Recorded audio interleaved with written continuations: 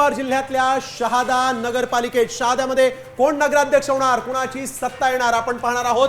शहाद्यामध्ये नेमकं काय होईल हे पाहणं देखील अत्यंत महत्त्वाचं आहे। शहाद्यामध्ये नगराध्यक्ष मकरंद पाटील भाजपचे संभाव्य नगराध्यक्ष होऊ शकतात असं दिसतंय। शहाद्यातलं हे चित्र अतिशय महत्त्वाचं। सत्ता नेमकी कोणाची येईल ते देखील आपण पाहणार आहोत। भाजपचे नगराध्यक्ष संभाव्य नगराध्यक्ष मकरंद पाटील। प्राची, तर आता सत्ता कोणाची येणार त्यावर आपण नजर टाकतोय। भाजपचे 12 नगरसेवक या ठिकाणी निवडून येऊ शकतात, त्यामुळे सत्ता संभाव्य सत्ता ही भाजपची असण्याची शक्यता आहे। आपण अतिशय महत्त्वाचा उद्याचा संभाव्य निकाल पाहतोय, साम टीव्हीच्या स्क्रीनवर तुम्ही पाहू शकतात। तर आमचे प्रतिनिधी कमलेश पटेल यांनी या संदर्भात नेमका काय अंदाज वर्तवलेला आहे शहाद्यामधला पाहूयात। शहादा नगरपालिकेची निवडणूक नुकतीच संपन्न झाली।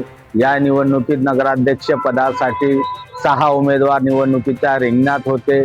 सर्वच राजकीय पक्षांनी स्वतंत्र निवडणूक लढविली। त्यात कृषी उत्पन्न बाजार समितीचे सभापती अभिजित पाटील यांनी स्वतंत्र जनता विकास आघाडी स्थापन करून त्यामार्फत निवडणूक लढविली। या निवडणुकीत सर्वच राजकीय पक्षांना त्यांनी शह दिला।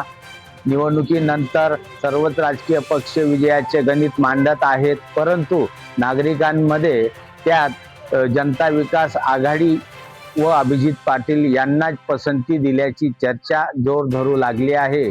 त्यानुसारच विजयाची आकडेमोड करताना नागरिकांमध्ये अभिजित पाटलांचा विजय निश्चित असल्याचा सूर उमटत आहे।